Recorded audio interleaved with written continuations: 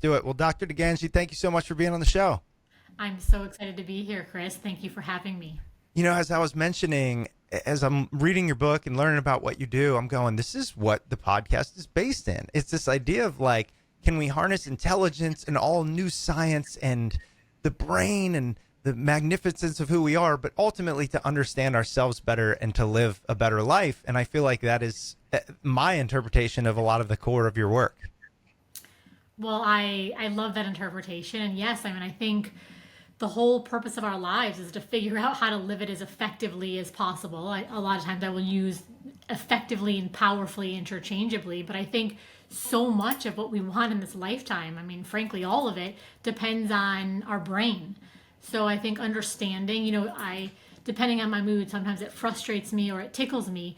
We pay more attention to how to operate our cell phones or chat GPT than we really think about the powerful operation of our own brain and our own nervous system. And I think, so much of how we experience our lives has to do with how we're thinking about our own biology, believe it or not.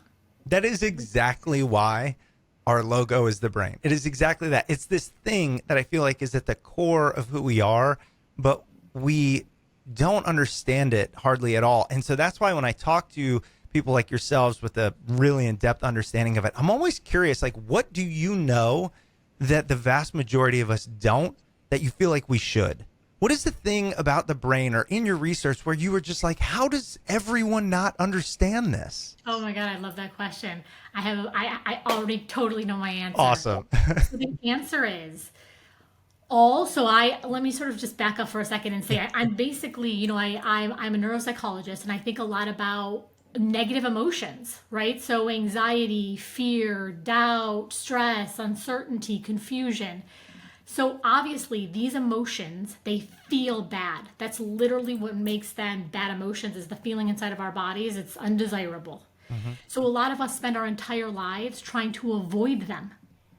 We avoid conversations that make us afraid. We avoid opportunities that give us stress. Okay, this is the entire reason that I wrote Energy Rising. Every single thing you want in this lifetime, every single thing that you want and do not yet have, is on the other side of the feelings you keep telling yourself you think you can't feel. In other words, if you want more self confidence, you must come into a new relationship with the energy of doubt.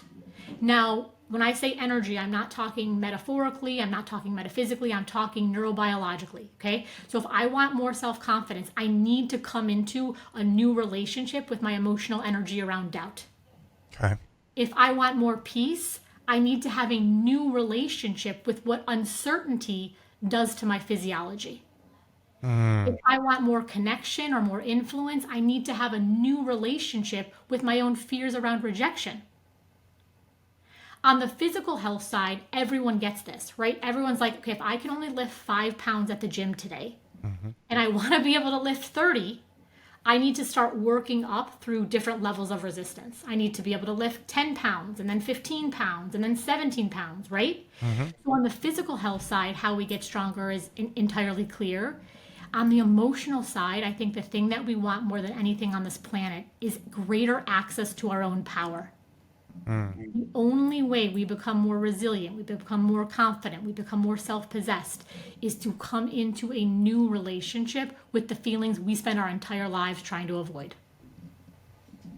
Sounds really impossible. I'm gonna be honest with you, right? It's like it's one of those things No, where no, not impossible at all. I have so much to say. So oh, keep I going. know. And okay, let's break this down. So first of all, you talk about emotional energy, and I love that idea because it adds a level of what seems like science to something that feels very unscientific. And that's one of the reasons I wanted to talk to you because I think that is what you do. You use all of your background, all the imaging tools to apply a scientific backing to this idea of emotion. So what does, emotional energy even mean?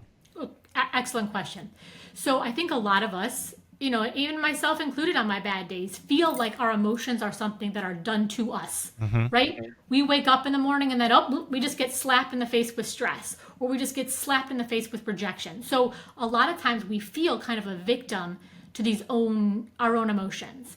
I think when we understand that we actually have a very neurophysiological relationship with them, there's something very empowering about this. So, first of all, emotions are quite literally an energy, right? So, the whole reason I can use tools like fMRI or EEG, or some researchers use TMS, is because of the neuroelectrical properties of your emotions. Okay, so there are these zing, zing, zap, zap, zoink, zoinks of your nervous system that are, frankly, I think a very useful way to think about emotions is they are the neurobiological Google Maps of your life. So they, across 150 million years of evolution, they're telling you at the next intersection, turn right and immediately leave the relationship. At the next intersection, immediately go for the next promotion. And what a lot of us are doing over and over and over again in our lives, if we're really honest about it, is denying these neurobiological signals. Now, if we would never do that with hunger, we would never do that with sleep, we would never do that. I mean, there's a million other ones, right? So then we wake up one day and we say our lives feel terrible to us. We feel kind of numb, we feel anxious, we feel exhausted. Well, the reason is, in large part, is because we keep not paying attention to the very signals our brain is sending to us. Okay, wait.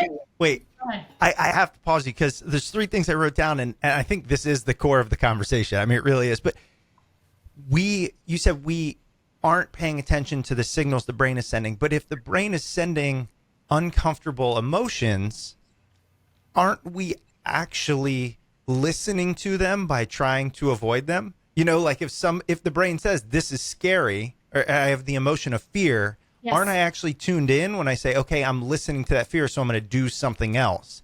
And then Brilliant. Okay. Okay. So here's the thing. All right. So in Energy Rising, there's a ton of, first of all, I think it's a glorious book. One of the main points I make is this idea of, if you want to live a powerful life, our job is not to entirely avoid pain. It is to pick a more powerful pain. So let me explain this. So at a very basic reflexive level, the brain is kind of wired to treat all pain the same. So if I put my hand on a hot stove and I burn my hand, I'm going to yank it away immediately. And then I'm going to be like, you know what? Let me never again put my hand on a hot stove. In neuropsychology, we call that one trial learning. It's like, the first time I get burned like that, I'm never doing it again. Okay. So the brain can really encode memories around that and say that's very dangerous. Now, while that can be incredibly adaptive when we're burning our hands on hot stoves, if you think about, this is such an important point for your audience. If you think about all the emotional pain that you get into, 99.5% of it is by its very nature chronic. It is the same argument that you are having with your spouse for the 15,000th time. It is the same, you've woken up 100 times and thought, I really don't want to go to this job. You've woken up 100 times and thought, gosh, I really want to express myself differently, but you keep your mouth shut. Okay. So what I need people to understand, and again, I think this is such a powerful moment when we really see it. Trying to avoid all pain is the sort of the reflexive response of the brain. That is true. But all pain is not created equal. And more importantly than that, there is no life that offers any pain-free options. All right. So what ends up happening is a lot of us are trying to avoid pain, the way we would try to avoid gravity or avoid aging. It's impossible based on what the human life is. Okay. So we spend so much time avoiding speaking up, avoiding risks we really want to take, avoiding conversations we really want to have, avoiding opportunities we really want to pursue because we're afraid. And we think that by avoidance of that fear, that will somehow lead us to a place of power, but it cannot. Are you following me? So I am. So then the question is, if I say to myself, okay, I got a great idea, Julia.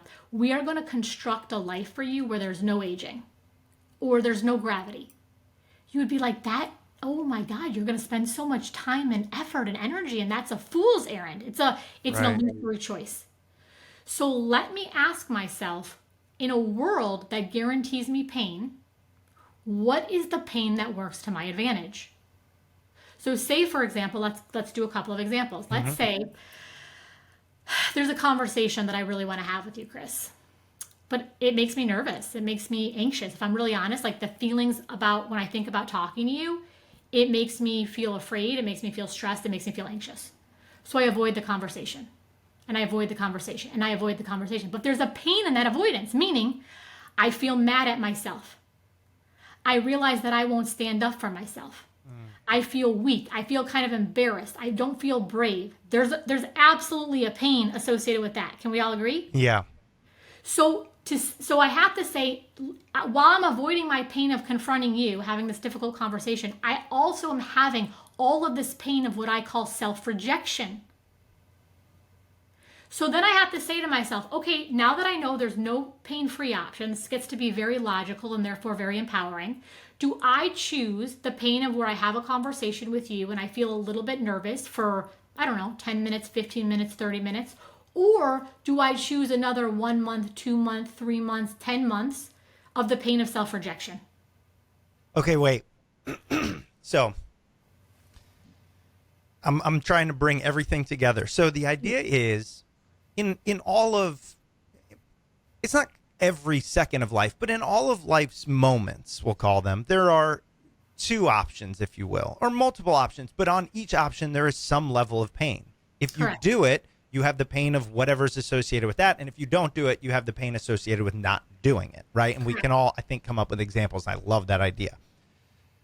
So the idea is, number one, pick your pain, but also going back to what's chronic is you're saying because we, in the moment, we look at it as a binary choice, we will potentially choose the one that feels less painful in the moment, but it leads to chronic pain because that continues to come up. So rather than confront it once, we take the opposite side of the pain 1,000 times, which leads to a life of avoidance, inaction, fear, etc. You've nailed it. You did a beautiful job. And so, can I tell a story? Yeah, I love stories. Many stories as you want. So I want to first say that a lot of my work, it's very simple, but it's very counterintuitive.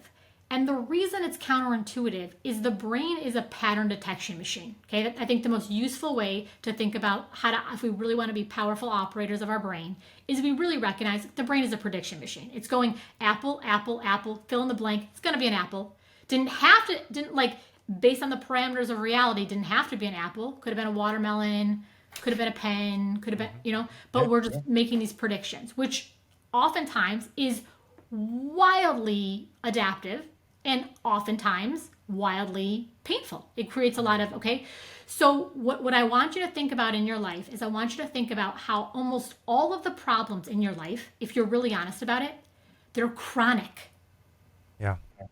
You feel like, oh God, like I'm still not really speaking up, or I'm still not really going after my dreams, or I'm still like overwhelmed by parenting, or I'm still, our emotional problems are not one-off things. We have to understand that there's a chronic pattern to them. Okay. Mm-hmm. So I'm about to tell a very extreme story. And the reason I actually tell this story in Energy Rising, but the reason I chose to tell it, because I have a million of these stories, is if it's true at the most extreme form of human suffering and human behavior, then of course there's wisdom to be gleaned for the rest of us who don't really relate to this level of trauma. Okay, so I do a lot of work, like I was telling you before, I do a lot of work in organizations and with leaders, and then the second bracket of my work is really clinical. So I was working with a combat veteran who came in for PTSD treatment. And he comes in and I say, okay, so what have you been doing? And he says, now this is a very important part of the story. He's been back from his deployment for many, many, many years. Okay, so that's an important part. So he says, well, I don't really go out anymore. I don't drive. His trauma happened in the context of a convoy. I don't drive. I don't go to restaurants. I don't go to movies. Most devastatingly, he was estranged from his family. So one of the symptoms of PTSD is anger and irritability. When he first got back, his kids were really young. Little kids are just so chaotic, right? Yeah. So there was a lot of conflict between he and his wife. So he's like, I don't really do relationships anymore. So in a word, he's avoiding. He's Right. avoiding places. He's avoiding opportunities. He's avoiding relationship. I mean, he's avoiding, right? We can all, that's the mechanics of this. Great. So why is he avoiding? Well, he's avoiding because he thinks the avoidance is an adaptation to avoid pain. In other words, if I cannot go drive, I don't have to face my fear today. If I cannot have this conversation, I don't have to feel things in my body I don't want to feel. If I don't go to work today, my coworkers won't annoy me, right? Yeah. So the avoidance is actually at the most neurobiological level, at the level of the physiology, is an adaptation to pain. You with me? Yep. With you. Okay. So I say, well, how's that working? And he goes, it's not working at all. My life, like, it's a shell. I'm suffocated. I'm lonely. I'm depressed. I still have it. My PTSD hasn't gone away, so it didn't even work. And I say, okay, well, great. I have some good news for you. We have a lot of wonderful evidence-based, really strong science about how to treat PTSD. The thing is, we're going to do the opposite of what you've been doing. So instead of trying to avoid it, instead of trying to feel the feelings, we're going to talk about the trauma. We're going to talk about it in great detail. You're going to record yourself on your phone. This is part of the protocol. And you're going to go home and you're going to listen to it over and over and over again. He's like, do they pay you to say this shit? Like, you're not listening to me? Like, I just told you, right? Yeah. So this guy had a great sense of humor. And, this is why I do these podcasts. So psychoeducation, the idea of like understanding again how our brains and nervous systems work, is a big piece of this. So obviously you're going to talk to whomever for as long as they want to talk so they get comfortable. He decides he has a lot of courage and says, okay, he's going to go for it. At week 12, he's been home for years. He walks into my office. He like wiggles the little phone in front of my face. He's like, Doc, I can't listen to this anymore. So I'm like, okay, like sit down, like let's talk about it. He says, every time I listen to this recording, I fall asleep. It is dull as shit. So in a remarkable period of time, he had spent years and years and years trying to avoid what? So this is the thing we have to understand about a lot of our traumas, and I mean big T traumas and little T traumas, Sure. is they're over. The pain of trauma isn't what it did to us, it's what it does to us. Do you understand what I'm saying? In other words, something happened to me many, many years ago, and now I'm still reacting in a way to protect myself from something that's not even happening in real time. It's just all stored within the nervous system. So his willingness to say, okay, let me start touching those memories. Let me start feeling those sensations. Now, sometimes there's physiologic arousal. I might sweat. I might cry. My hands might shake. So what? The body's, nobody's ever died from crying. Nobody's ever died because their hands shake. Right. The energy is just, it's starting to move differently because you're approaching this traumatic memory. Okay. So my point here is the cost of avoidance. We should get if we want to live powerful lives, the first thing we must do is live in alignment with reality. There is no pain-free option. Okay. I'm a very empathic person. This is why I was called to do this work. I mean, my expert, I do a lot of work with human pain. Yeah. When our relationships break down, when our families break down. So if there was a pain-free option, I'd be hitting the easy button. You wouldn't have a job. Right. But my point here is we can't avoid it, but we can get stronger. Well, how do we get stronger? By training our nervous systems in different ways. I want to get into that. So I have to go back to this story because it makes sense. I think anybody listening, if you were focusing, 100% makes sense. Where I get hung up is I love the analogy of touch a hot stove once. It's a way we learn. I have 3 little kids. I see it happen all the time, right? And I just burned the heck out of myself the other day. How old are your kids? 8, 5, and newborn. Okay, wow. Yeah. So I see the whole thing, right? But let's say, I'm trying to think of a scenario, and you probably have a better story. Let's say I go through something traumatic. Let's say excuse me. Let's say I get married and my spouse cheats on me, or I don't know, something really terrible. There's abuse or something like that, right? And so there's trauma there. and we get divorced or something really horrible happens. And now that's hanging with me, and I'm viewing a lot of relationships through that lens. Isn't the brain trying to, in this prediction pattern, isn't it trying to say, hey, if you get in another relationship, this could happen again, right? So it's trying to avoid that pain.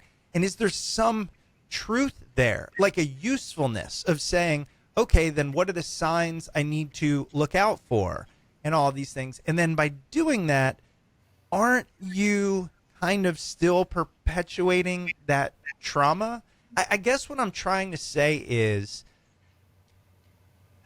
it feels like it's hard to not listen to the lesson of a trauma without reliving it.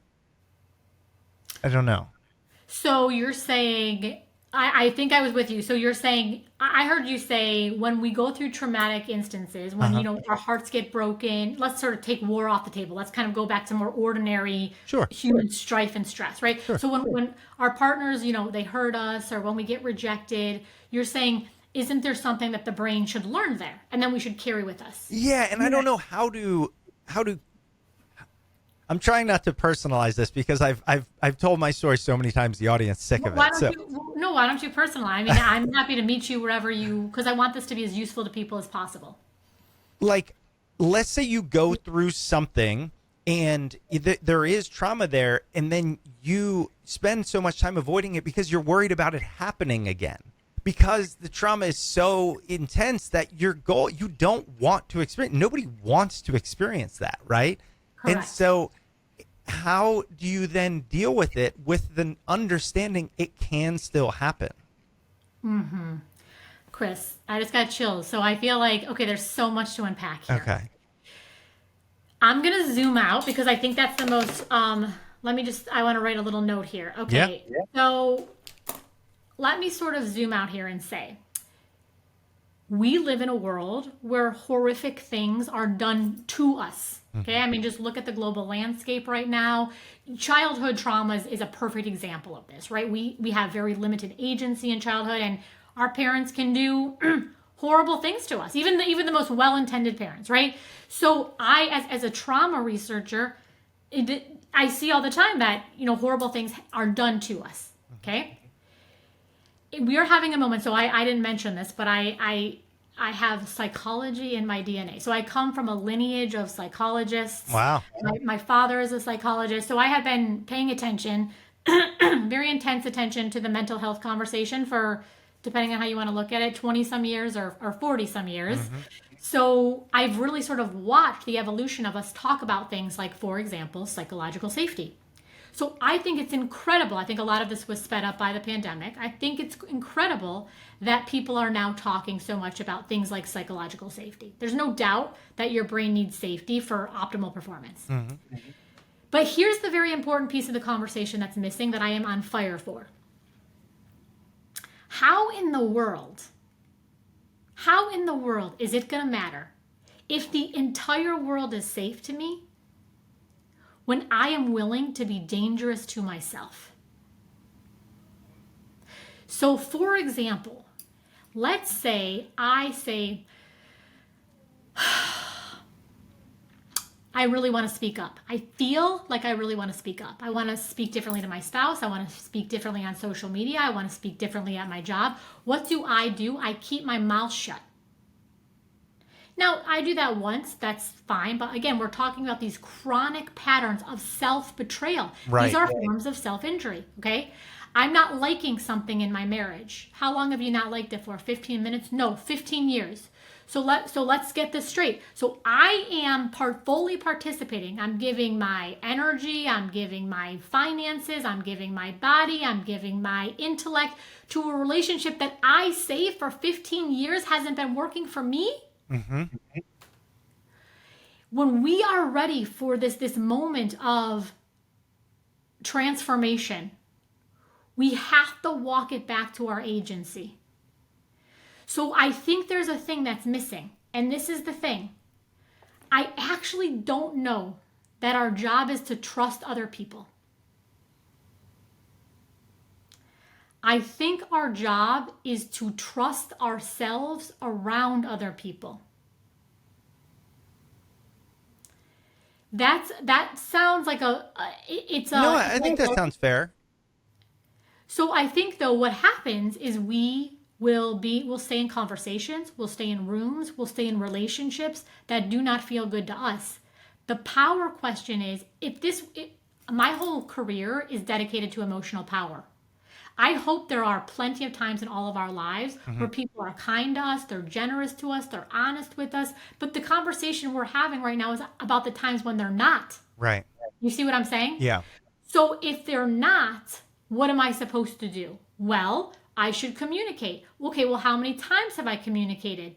100, 14,000. Is the situation changing to my satisfaction? No. Then I have to, if I really want it to change, I have to have a really powerful conversation, which is how am I willing to participate in my own rescue? What if you feel as if the thing that occurred is self-inflicted to an extent? You Give know, me an like, example. so the PTSD example, obviously, well, maybe not obviously, but I've never been in that scenario, but I could imagine a soldier, 23-year-old young man goes to war and feels weak because they respond a certain way to the tribulations of war, and as those around them do not. So the the emotional toll that is being taken on them is not necessarily the trauma of war, it's their judgment of themselves, right? And so in that situation, it's less about what others have done. It's more a betrayal of self. It's I feel weak because I wasn't able to handle it. And so it's a little more internal than externally driven. So what you just said there is you're now talking about the emotional energy of what I call humiliation. Okay. So I talk about this. So I break energy rising into 8 codes, and these are Yeah. codes. Yeah. So the third code is about what I think is the most powerful. There's probably 2 or 3 emotions in there, but one of the most powerful emotions on the planet, and that is the pain of humiliation. And I don't care if we call it humiliation, unworthiness, embarrassment, shame. It's still sort of neurologically the same phenomenon. Yes? Okay. Yeah. Yeah. Yeah. So what you're saying is exactly right. I'm actually going to tell. I didn't think I was going to tell another combat veteran story, but I want Do to it. make this point because I think it's so profound. So when I first started working with combat veterans, I thought, okay, they're coming in for PTSD. PTSD has a lot of relationship with fear. I have a pretty good guess of what I think you're afraid of. You're afraid of dying. Like that's a pretty reasonable fear for a mortal, right? Yeah. But what I was hearing across guys, across conflicts, across different years, was they were saying like I didn't want to die necessarily, but no, that was not the worst fear. The worst fear was being the guy on the mission that the other guys couldn't depend on. Exactly. There you go. Exactly, right? Yeah. So over and over I was hearing, "Oh my god," from directly from people's mouths who really are sort of being faced with issues of mortality. No, like the worse than that was feeling my own inadequacy, feeling my own unworthiness, feeling. So you're exactly right. So the mother kind of fear for all of us, because a human being cannot be well and feel unworthy. If you think about all of the sort of the relationship issues that you get into your life, you'll say like, I don't feel good in this situation, or I don't like what he said to me, or I don't like what they did to me, or I don't like. Well, if you kind of get, and I can kind of take us through this if you think it's a useful use of time, Yeah. underneath all of that is a sensation of what I call the root fear. The root fear is going to be something around this energy of humiliation, and it's going to be really dramatic, and it's going to be really primitive, right? Because emotions are the universal, rawest, and most primitive form of human communication. Okay. So they're not going to be really so it's going to be something like, I am bad, I am gross, no one listens to me, I can never get what I want. So I would encourage you and your listeners to say like, which of these resonate with me, okay? So whatever it is, like let's say mine is like, things never work out for me. Well, then when I'm in a situation and I get passed up at the job, for example, I'm not going to say, okay, well, there's probably a better job waiting for me, or okay, like things tend to work out, or it's going to activate the root fear. We need to zoom out again, okay? I feel like I normally have a lot to say, but I feel like I'm really driving, so I'm going too Nope. fast. I can slow it down. Nope. This is what we do here. Good. Okay. So I said before that the brain is a pattern detection machine. Yeah. And I think I used the example going apple, apple, apple, Yeah. except your brain is not actually going apple, apple, apple. What it's more kind of fundamentally doing is it's moving you through space and time based on sensation. So you're really saying, I have these patterned ways of feeling and being. Yes? Okay. Now, I hope that a lot of us have patterns around things that we do good. Like, for example, like if I think I'm a good writer and someone doesn't like my writing, I'm more likely to say like, oh, they probably just didn't get it, right? Right. But I also have patterns around my ways of being that create a lot of pain in my life. Mm-hmm. These patterns are exactly what I just said. So it's something like things never work out for me. Mm-hmm. No one listens to me. People leave me. So if I have the pattern going, people leave me, people leave me, people leave me, I walk into a new job. I walk into a new relationship. I walk into a new Facebook group. Right. It might work well for 3 weeks, 6 weeks, 6 months, but you're always going to return to your habituated pattern because that's how the brain goes. Okay. So give me enough time and then I will watch my pattern play out. Okay. So a lot of times what people are doing is they're trying to change the situational specifics of their life. They're trying to find a new partner. They're trying to find a new job. They're trying to find a new house. But unless you work with the underlying emotional energy, it's going to be the same thing because the thing that gives rise to all meaning in your life is emotion.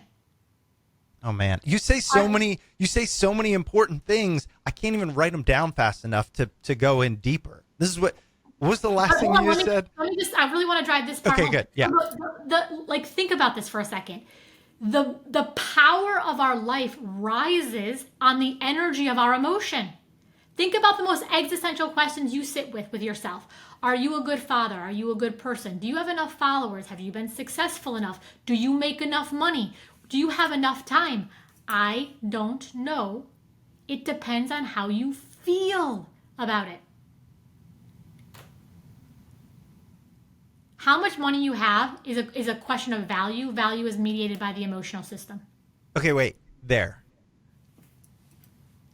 I get it. I mean, I get it. There's so many places I have to go. Take your time. Okay. Let's go into pattern. The pattern portion. Okay. Sure. I've got like numbers on the page that I want to go into. That's crazy. Okay. So we have the pattern of people leave me. That one made sense, right? And you go into even a Facebook group, and there's a phrase that I've used. Somebody taught me once in a class that I teach, which is you get what you invite. And I think it's very similar to, right? Like you're going to get what you invite. If you think people leave you, oftentimes this happens, right? Self-fulfilling prophecy. Is it fair to say that, well, let me ask you it in a question. Does that existential question, that big thing, the root cause, you called it, right? Or the root problem. Mm-hmm. What causes that? So this is a thing. So I think a lot of it has to do with childhood. Okay. But, as I do this work longer and longer and longer, I don't know if this is going to be, well, why did our parents do it to us? Overwhelmingly, parents want to do right by their kids. I almost think it's what I was saying to begin with, which is there's part of what it means to be human is to what I call walk the wound. So I would love to meet the person who is not wounded on this planet. I would love to meet them. I think just like we breathe oxygen, like we carry wounds. I think it's just what it, also like I have little kids too. And so I've been doing a lot of like, just, watching like National Geographic. Yeah. Like sometimes I'm like, like you'll watch like this like little penguin like waddle 5 miles in negative 400-degree cold, and then like throw itself into the ocean, like ricochet off like 20 rocks, like its beak is like impaled in its air, and then it's like fighting sharks. It's like lost a little flipper, and then it has to like walk 5 miles back to like barf on its kid. You're like, oh my God, nature is insane. Yeah. Right? Yeah. So I think we have to recognize, I think a lot of times what happens is we think something has gone wrong, and in the wrongness, we then resist reality, as opposed to saying, how can I be more powerful in the face of this? Yep. Now, I learned a long time ago, because I've worked with so much trauma, it's asking why horrible things happen to good people. What is the answer? Doesn't matter. If someone has the answer to that, Well, I would love to hear that answer. Because, and does it even matter? For your work, does it matter? well, I think so. Here's the thing I do think. Okay. I do think so. I worked in U.S. politics. I worked at the White House. I've done several presidential campaigns. I've done policy work. I've done international humanitarian aid work. I have been asked quite a bit to do public-facing things. I like to joke I'm a Midwest academic who likes to go to 2 good parties a year and spend the rest of the time in my office thinking. So I don't like to do like a ton of... So when I was approached by Harvard Business Review to write this book, I said yes. And the reason I said yes was because I do think that until the world's most powerful people understand what to do about their own pain... Yeah. Their own fear, their own sense of greed, their own sense of inadequacy, their own sense of insufficiency, we're going to keep having conflict after conflict after conflict. Holy shit. Okay. Wait. Let's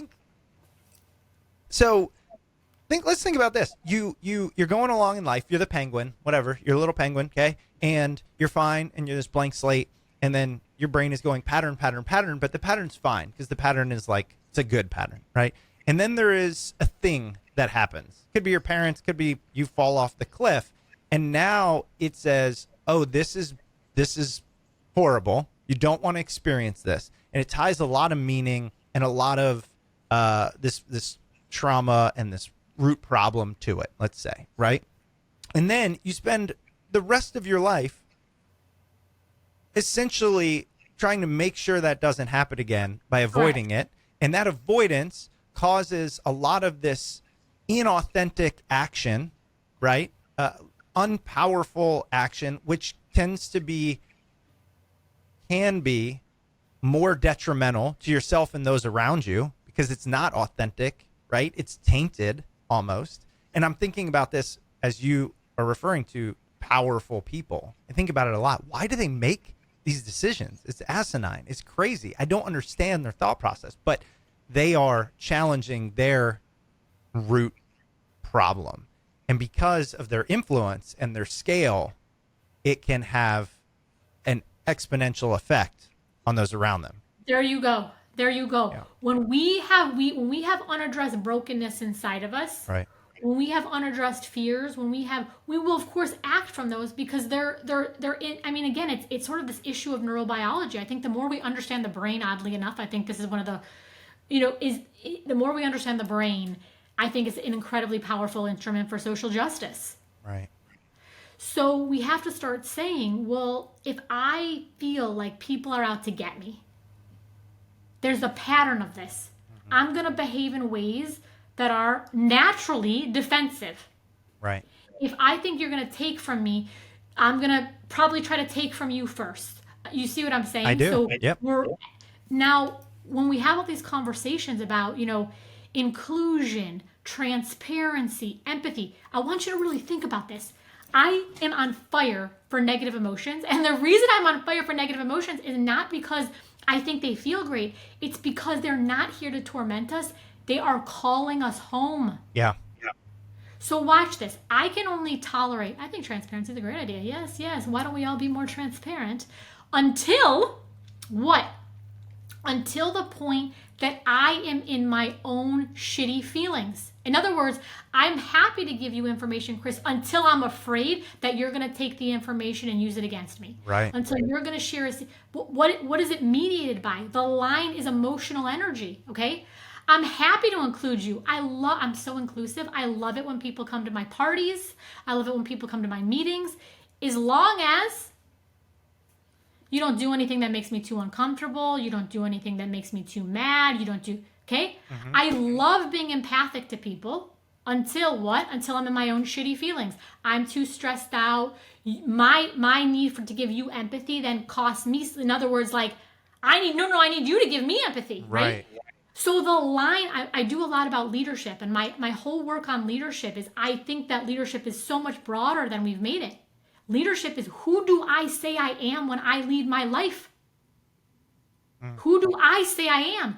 Now, my leadership only and always breaks down at the point of my own shitty feelings. In other words, I lead brilliantly when my kids are listening and they're not having meltdowns and my husband's not pissing me off too much. But who do I become when the emotional energy sets in? I can't think of a better hallmark of leadership. And the neuroscientific or the neuropsychological term for that would be emotion regulation. If I had one skill to give the planet, it would be how to emotionally regulate, which doesn't mean avoid or deny or numb. It means how to come into a much more powerful relationship with emotions that humans have been avoiding for centuries. Yes, they don't feel good, but look at all the dysfunction that's come of it, number one. And number two, I'm excited to be alive at this moment in time because I think finally the planet is ready to have a next level conversation about emotional intelligence and emotional power. Makes sense. So much of this, I will tell you, have you ever heard of, I'll probably edit this out, by the way, but it's called the process communication model. It used to be called the Kaler type inventory. It's done by it relates to, oh gosh, what was the psychological founding like 100 years ago? It's, Tybee Kaler was a psychiatrist. I'm gonna send you some stuff on it because we are. So I just took over the leadership development team at Nestle.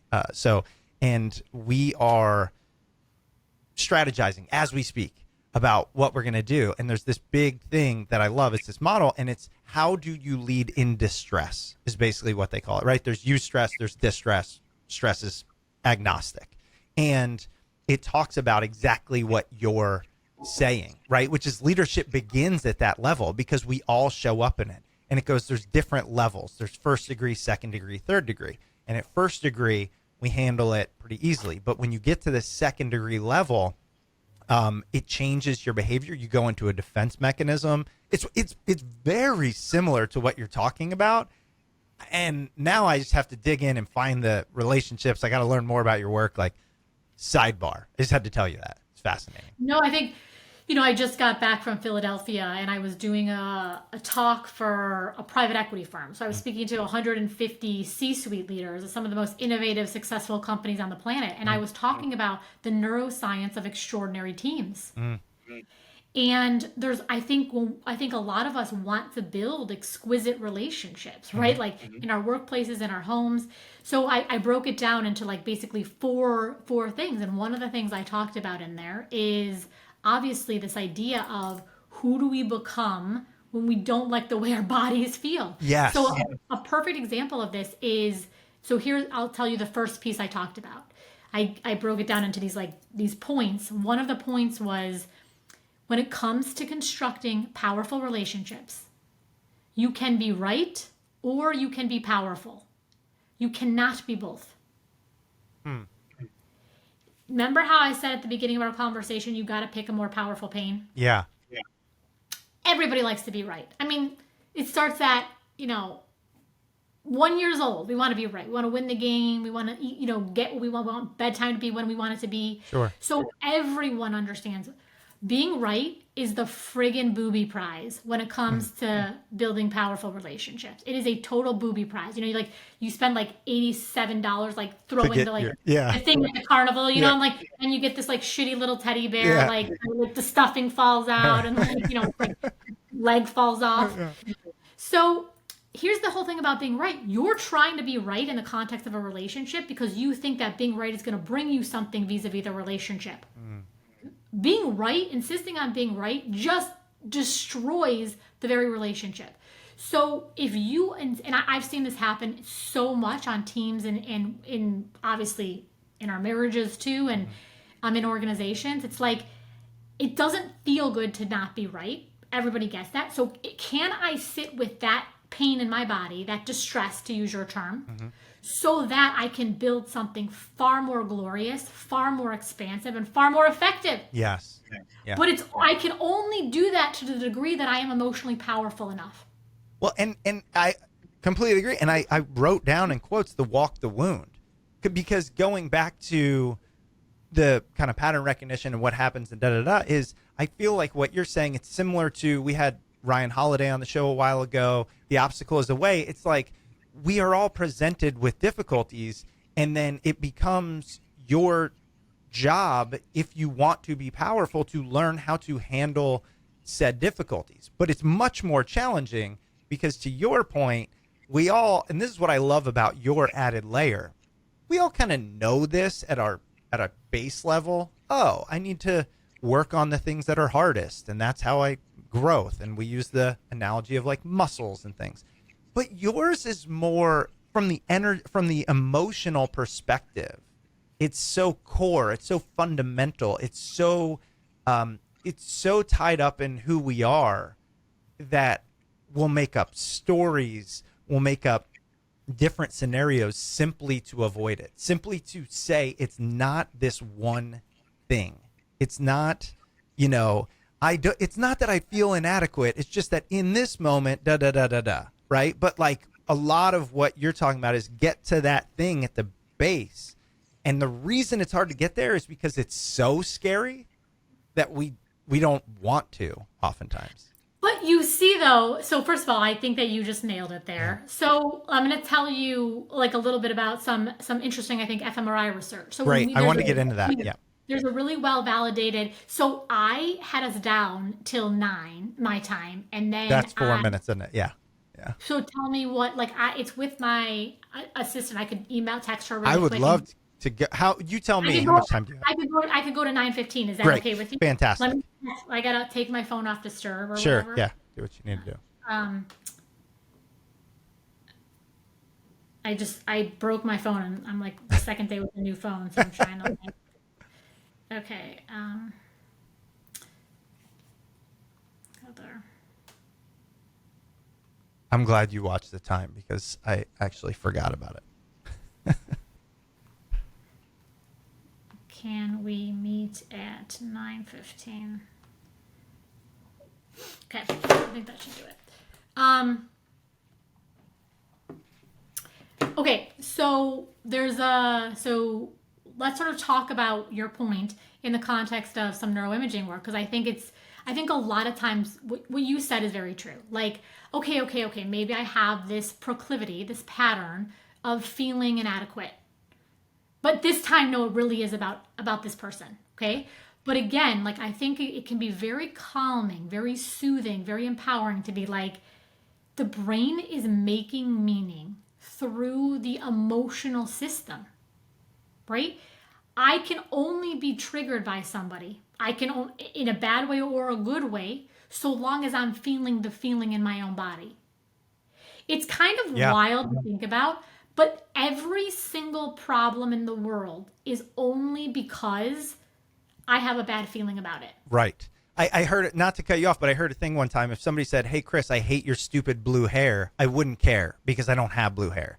But it's just tied to how you feel about it. They said something else and I had an issue with it, it would trigger me. So you're exactly right. And so then it becomes, isn't it so interesting that the way we've constructed a lot of our organizations, a lot of our teams, has really been devoid of emotion. Now they're starting to be more on the positive side. Like, what does it mean to be authentic? And what does it mean to be...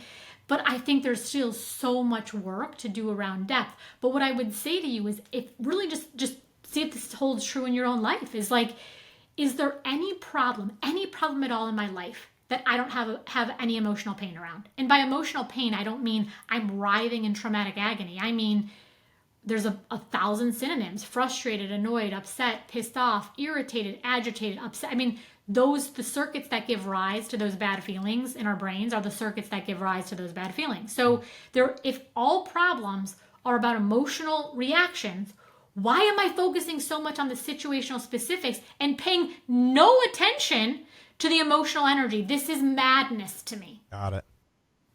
Right? Yep. So let's go back to this, because I think some people are like, well, yes, but let me tell you what Bob in finance sent to me the other day. Well, right? So, I think they are, but come on. Like, if you listen to the show, you know better. But anyways, keep going. Okay, so there's a well-validated, so this is a paradigm that I used in my own research, is like it's called the faces paradigm. And so you put people in these big scanners and you show them faces. And there's a happy face and a sad face and an angry face, but the most neutral face, I think, is the neutral face. So everyone is seeing the same faces in the scanner. There's no question about who saw what. People have very different reactions to the neutral face. Some people say it's blank. Some people say it's sad. Some people say it's angry. Some people say it's threatening. Some people say it's neutral. Who's right? Who cares? That is the booby prize question. The question is, if I am trying to lead in my team, in my organization, my children, on social media, the most powerful question is, how am I going to meet people's emotional experience so that I can influence? Yeah. So if you are afraid by this face, let me stop the silliness of insisting to you, the face isn't scary, Chris. Chris, I told you the face. Hey, Chris, I don't think the face is scary. This is what we do to people. Right. And then we wonder why they shut down and turn away from us. Right? So if I could boil all of my work down, all of it, with top leadership, in teams, in couples, in parenting, it comes down to this question. How do I get these people around me, who are very important to me in varying ways, to behave differently so that I don't have to feel feelings I don't like to feel inside of my own body? In other words, I need you to be more accountable so I don't feel so frustrated. I need you to be more engaged so I don't feel so anxious. I need you to be more cooperative with me so I don't have to feel so afraid. Okay? So even their behavior is ultimately mediated by my emotional reaction. When my kids are hooting and hollering downstairs and I'm not too stressed out, their hooting and hollering doesn't really bother me. Like they're just like being loud. When I've had a really stressful day and I'm on like sensory overload, I'm like, everyone needs to immediately be quiet. Yep. We're going to play the quiet game. Yep. Right? Because my nervous system can or can't take it. So we're structuring like all of this reality in a way that doesn't really make sense. So then people will say to me, because the number one thing I'm asked to do is I'm brought into organizations, how do we think about the neuroscience of employee engagement? How do we think about the neuroscience of cooperation or building cultures? So people will say to me, okay, so there's nothing we can do, because here's the reality. There's nothing you can do about what's going on in somebody else's nervous system. Right. And all of us parents know this, because if you've ever tried to get your 2-year-old in the car seat when the 2-year-old is like, I am not going in the car seat. It's like, no, it's not happening. You can't do it. You can't do it. So if you can't do this for your own children who are so neurobiologically attached to you, good luck controlling Harry and Sue in finance again. Right. Picking up the poor finance department. Okay, so then what then is the mechanism? Well, the mechanism is, again, to say, how does neurobiology actually work? And emotions are an energy of contagion. We catch each other's emotions the way we catch colds. Now, we don't even need to go into the neuroscientific literature. You already know that plenty of times in your life, you've been in a good mood, you walk into a room where people are not in a good mood, and your mood sinks like a lead balloon. The converse is also true. You've been in a whatever mood and walked in and people are like laughing hysterically. You don't even know what they're laughing about, and now you're just cracking up, okay? So this is just a quick example of how we catch emotions. So here's the number one thing I see happen in our leadership. People will say, these people, they're just not motivated enough, for example. They're not listening enough. And I say to the leader, I totally understand. That's super valid. I agree we have to fix that. First, tell me, how are you? And they go, I'm exhausted. Right. I'm frustrated. I'm overworked. The native, fundamental, universal language of human beings is a language of emotion. Everyone is feeling your energy. Okay? You are not fooling anyone. So oftentimes we think it's our job to inspire them. It's our job to inspire the people that work for us. It's our job to inspire our kids. No. Inspire ourselves.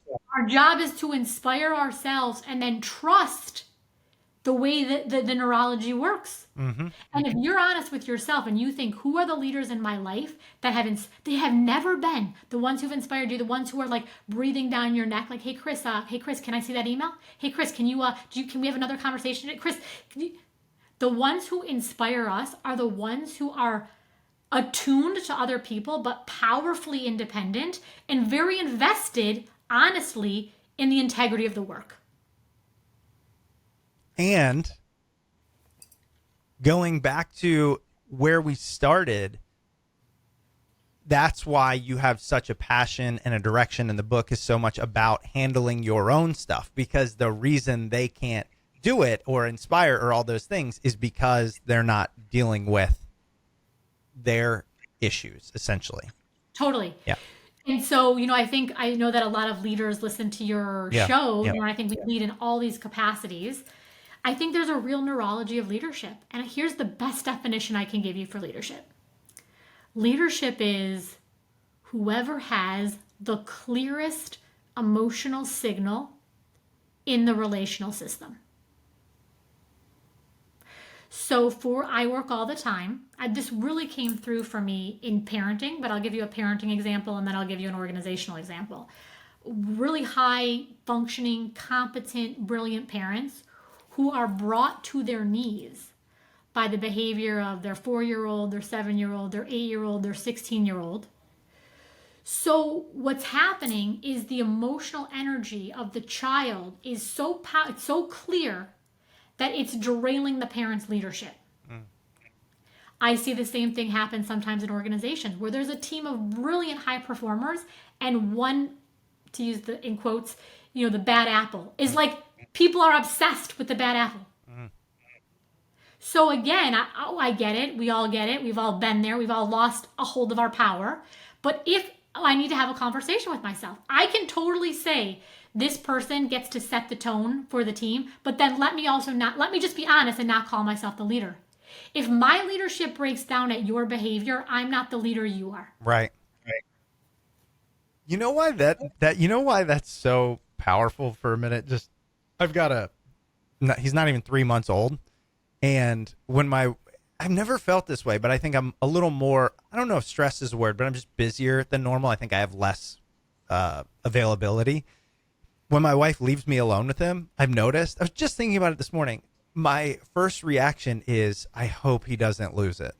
And that actually wasn't the case for my other kids, but it's because I don't think in the moment, like this morning when I have to get ready for an entire day, I have the emotional regulation, the emotional power and availability to deal with that. So there's like this fear of, I can't handle that. I just need to make sure he's calm. And I think what you're saying is we can do that everywhere. And also people talk about boundaries all the time. And it's such a beautiful thing. It's like, I took my kid, I have an 8-year-old and a 6-year-old. I took them, we basically went out for a cupcake. When we went to play pool, like the billiards game. And at the end, he just lost it. And I'm sure he lost it because he was tired. Exactly. But it was I was a horrible mommy. And, I had started my day at 6 a.m. that day. And I was like, but the best I can do right now is I call it don't bite down. Yeah. So I literally think soften my jaw. Because a lot of times if we soften our face, it's like the energy just kind of drops in us. And I was like, I can't negotiate right now.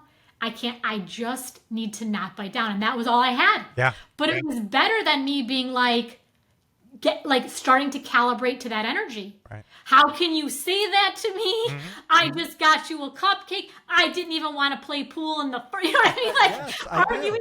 Yeah, but do you see how when I drop to that energy frequency, which I'm not gonna lie, it does happen sometimes. I lose my shit sometimes. Yeah. I have now calibrated to that emotional, like you can think of almost the emotion as a frequency. I mean, how else are we emitting? What do you think empathy is? Right? So we can kind of connect at that level, or we can hold the higher emotional tone and think, okay, this is going to be madness for 15 minutes, but it's only going to go on for 15 minutes instead of for the next 3 hours. Yes. So listen, I know we only have a couple minutes left, and this question has been like just boring a hole in my head. Because you say it often, right? It's the energy of emotion. I mean, the book is Energy Rising. Can you, in 3 minutes, explain to us, like, what an emotion is, why it has this scientific backing, why it is energy? You know, like, the multiple times we talked about it through the episode, and I just want to understand scientifically what is an emotion. Yes. So, emotions are, so first of all, this is still a hotly contested, no one can say specifically like this is precisely what an emotion is, and anyone who says like this is exactly what it is, it's not scientifically true. So I think part of what emotions, what's so fascinating about them is they belong intimately to us. We absolutely have a ton of influence over our emotions, but we do not have perfect control over them. So emotions are brain-based signals that are giving rise, I would say, giving rise to behavior and giving rise to meaning. So for example, I have a sensation in my body that I want to rest. I'm feeling exhausted. I'm feeling sad. I'm feeling depleted. Well, I can, if I'm really interested in using this kind of Google Maps, this neurobiological signal to my benefit, I would then use it to corral my behavior. A lot of people are asking me at the fundamental level, how do I live a life that feels good? Right. How do I live a life where I feel happy, or sometimes we'll say confident? The answer is quite simply, you integrate your emotional experience with your behavioral system. So if I have a sensation in my body repeatedly that says, move away, move away, move away, and then I behave in a way that approaches, now a lot of times the approach behaviors are what I call the overs. We start to overwork, overthink, overgive, overfunction, overdeliver, right? Mm-hmm. So in those moments, we're using the behavioral system to literally stay up till 2 a.m. doing emails, even though the signals that are coming out of our nervous system are saying, like waving the white flag and saying mother. Right. So, emotions are, they're neuroelectrical chemical cascades that create different activations throughout the brain, but they're not a discrete thing. I think earlier that people used to think emotions were emotions and thinking was thinking. But we know that you can't think without emotion. So for example, the ways that we think, the ways that we solve problems, the ways that we even encode memory, we remember.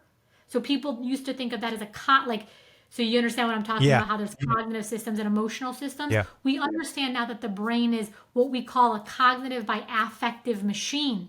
Okay. So let me just give a quick example of PTSD. We used to think PTSD was an emotion, a disorder of emotion dysregulation. Okay. All these disruptions in the fear circuitry. Mm-hmm. That's not true. We see all these disruptions too in the cognitive systems.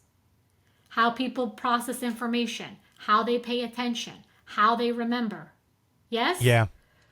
So we have to start thinking better about like these sensations that are produced in my brain and felt in the body when they're happening over and over and over again. What are they telling me about the way in which to steer my behavior?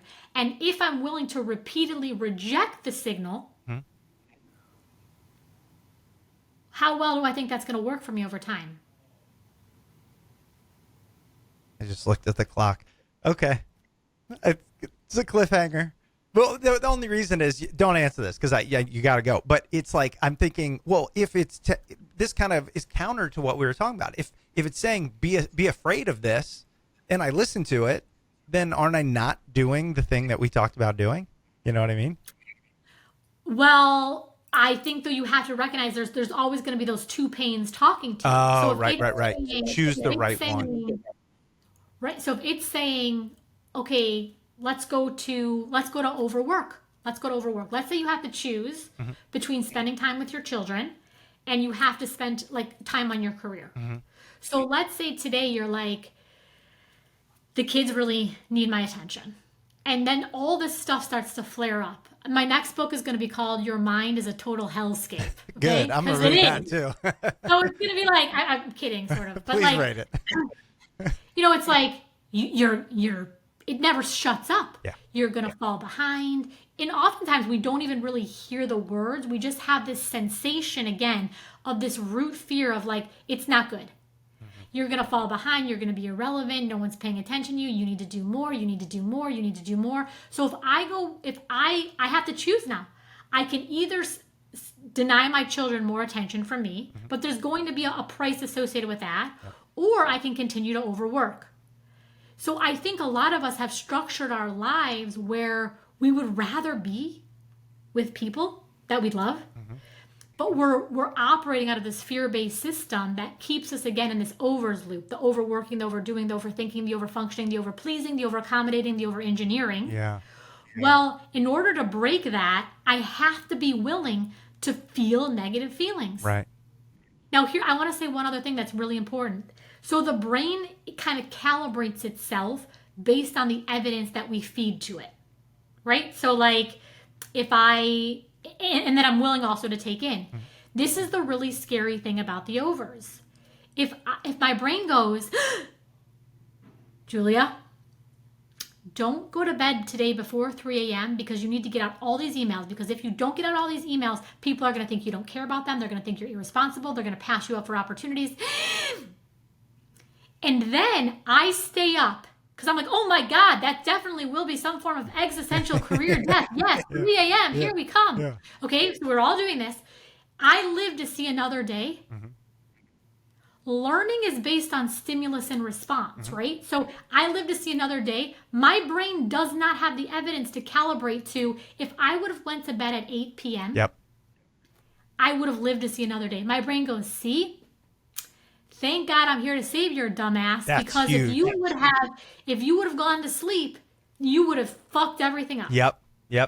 That's huge. That makes all the sense in the world. It only has the one choice you made. It doesn't have the alternative reality if you didn't make that choice. Correct. That's a key component. Go back to the veteran really quick. He didn't have evidence that if he touched the trauma, it would actually make him not feel the same, but feel profoundly better. Right. So the message I'm trying to give people, and I hope I did a good job of it, is when we touch the pain we keep avoiding, it's not just like, well, I guess it doesn't hurt as bad. No, it's holy. It becomes this redemption. It becomes this spaciousness. It becomes this rising. Dr. Digangi, this is amazing. The book, Energy Rising, The Neuroscience of Leading with Emotional Power. Look, if you like the conversation, I mean, I know we went so many places with it because I'm so passionate about this topic, but the book is incredible, goes into much more depth. We're going to link to it. Thank you so much for being on the show. Thank you so much for having me, Chris, and maybe we'll do part 2 another day. I hope so.